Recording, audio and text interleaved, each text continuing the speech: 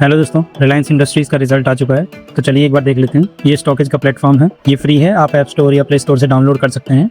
कुछ सर्विसेज इसकी पेड है, वो आपको ज़रूरत नहीं पड़ेगी शायद लेने की, आपको रिजल्ट ऐसे ही दिख जाएगा। तो उसके लिए आपको आना न्यूज़ एंड अपडेट्स में, ये रिलीज सेक्शन पर क्लिक करने के बाद, रिलीज सेक्शन पर क्लिक करने के बाद आप स्क्रॉल डाउन करेंगे तो ये आपको वो वाले रिजल्ट दिखाएगा जो अभी रिलीज हो चुके हैं। तो देखिए रिलायंस इंडस्ट्रीज यहाँ हमें मिल गया। अब इसकी सेल्स ईयर ऑन ईयर देखें तो 9.9% से ग्रो हुई है, EBITDA 3.1% से ग्रो हुआ है और 2.4% से उनका नेट प्रॉफिट ग्रो हुआ है। क्वार्टर ऑन क्वार्टर में भी देखिए तीनों चीजें पॉजिटिव हैं। सेल्स भी आपकी 8.5% से ग्रो हुई है, EBITDA आपका मार्जिनली ग्रो हुआ है और नेट प्रॉफिट आपका 4.7% से ग्रो हुआ है। कंपनी ये 17,59 करोड़ की कंपनी हो गई, तो उस हिसाब से रिजल्ट ठीक है। अब कंपनी की रिसेंट अपडेट्स में देख लेते हैं कि रिसेंटली क्या अपडेट्स ला रही है। जैसे 12 मार्च को न्यूज़ आई थी कि रिलायंस इंडस्ट्रीज ने जियो प्लेटफॉर्म ने SpaceX के साथ अपना एग्रीमेंट कर लिया है, जो एलॉन मस्क की कंपनी है, और उनका ARK है जो उसने 3.91 मिलियन यूजर्स नए ऐड किए हैं नवंबर के मुकाबले।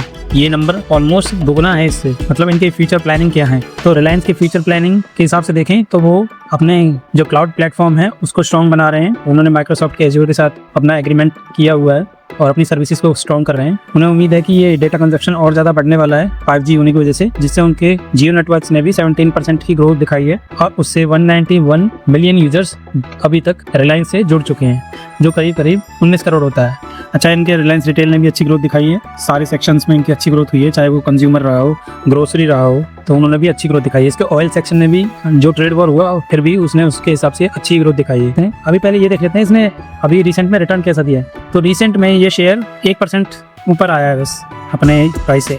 एक मंथ में ही इसने 1.16% का रिटर्न दिया और 10 साल में इसने पैसे को ऑलमोस्ट 5 गुना किया है, जो एक अच्छा नंबर है। लेकिन अभी ये कंपनी, आपको पता है कि ऑलमोस्ट 17.5 लाख करोड़ की कंपनी हो गई है, तो उसको डबल होने में बहुत टाइम लगने वाला है, क्योंकि ये बहुत बड़ा मार्केट कैप है। एक बार इसके चार्ट की तरफ चलते हैं। चार्ट में देखिए मैंने इनके सपोर्ट रेजिस्टेंस लगा रखे हैं। इसने 1115 का लो बनाया था, अभी जो रिसेंट फॉल हुआ था मार्केट का, उसमें 1115 का लो बनाया था। मैंने स्टॉक को 1163 के आसपास बाय किया था और 1325-26 के आसपास बेच दिया था। अभी ये शेयर नवंबर से इसी साइकिल में मूव कर रहा है, तो ये ऑलमोस्ट कितना अप डाउन है यहाँ से हम नाप लेते हैं, तो ये ऑलमोस्ट होता है 15%। तो यानी आप कहाँ वेट कर सकते हैं, आप अपना आराम से 1146 तक का वेट करें और तब इसमें बार बार बाइंग कर सकते हैं। ऐसा कर करके अभी तक हमने काफी टाइम बाद रिटर्न निकाल लिया होता है इसमें। जैसे मान लीजिए हम यहाँ से देखते हैं मिनिमम रिटर्न इसका कितना आया है। मिनिमम रिटर्न ऊपर देखें ना 9.1% दिखा रहा है ऊपर। मीन्स ये एक बार हो गया, ये सेम 2 बार हो गया, तो ऑलमोस्ट आपका 9% रिटर्न ये एवरी मंथ घूम रहा है। ये फिर से 9% हुआ, तो कई बार ये बॉटम दिखा चुका है। अब क्या हो सकता है यहाँ से रिजल्ट आने के बाद,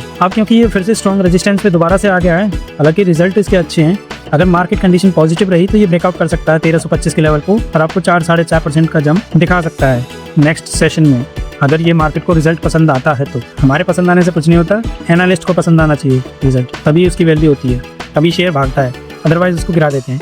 अब ये इस साइकिल में फंस चुका है, अगर ये इस साइकिल से निकलता तो ये 1500 तक जा सकता है, पर ये शॉर्ट टर्म व्यू है। शॉर्ट टर्म व्यू में इतना मूव करना इसके लिए आसान नहीं होगा। वीकली में देख लेते हैं, तो वीकली में वही ये बार बार 1325 के लेवल को ब्रेक नहीं कर पा रहा है और इसका जो हाई है जहाँ ये 1500 रुपए के आसपास है, जहाँ ये एक बार जंप करके आया है। और आप देखें तो मार्केट की जो सिचुएशन चल रही है, आपको पता ही है कि मार्केट में हर तरह की सिचुएशन है, सब जगह वॉर चल रहा है, कभी ट्रेड वॉर चलता है, कभी इंडिया पाकिस्तान के बीच में फायरिंग हो जाती है, कभी पहलगाम में अटैक हो जाता है। आप ओवरऑल जो मैक्रो कंडीशंस है, यानी पूरे वर्ल्ड में क्या हो रहा है, उसके बेस पे अपना मार्केट चलेगा ना, तो उसके बेस पे आप डिसाइड कर सकते हैं। तो अगर ये शेयर मंडे को गैप अप ओपन होता है तो इसको फिर ये नीचे गिरा देंगे, और अगर ये फ्लैट खुलता है तो ही इसके चांस हैं कि ये चल जाए थोड़ा।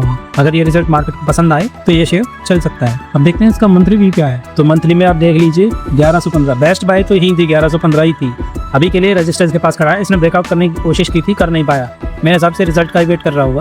अब नेक्स्ट कैंडल हमको बता देगी कि ये ब्रेकआउट होने वाला है नहीं होने वाला, बट मैं जो देख रहा हूँ मार्केट की कंडीशंस, और ये जो 1 2 3 मतलब 3-4 बार इसने ब्रेकआउट करने की कोशिश की पर नहीं कर पाया, बार बार रिवर्स हो गया वहाँ से। और ये बड़ा शेयर है, तो ये साइकिल में ज्यादा घूमते हैं, बड़े शेयर निफ्टी 50 के शेयर होते हैं साइकिल में घूमते हैं, तो आप साइकिल का फायदा उठा के रिटर्न निकाल सकते हैं। तो मैंने अपने माइंड में जैसे पहले बनाया हुआ था कि मैं इसको 1166 से पहले नहीं खरीदने वाला, तो मैंने इसको 1166 पे ही खरीदा था। हालांकि वहाँ से बॉटम मार के 1157 तक भी चला गया था, लेकिन मैंने फिर भी वो इन्वेस्टेड रहा और अगले 2 दिन बाद ही वो मुझे ऑलमोस्ट मेरे हिसाब से 10 या 12% का रिटर्न दे गया था अगले 2-4 दिनों में ही। तभी एकदम से मूव कर गया था 1263 रुपए का 1166 से। तो इसी तरह आप साइकिल का फायदा उठाइए। देखिए आपके लिए सपोर्ट रेजिस्टेंस ही काफी है एक शेयर के बॉटम और आपको पहचानने के लिए।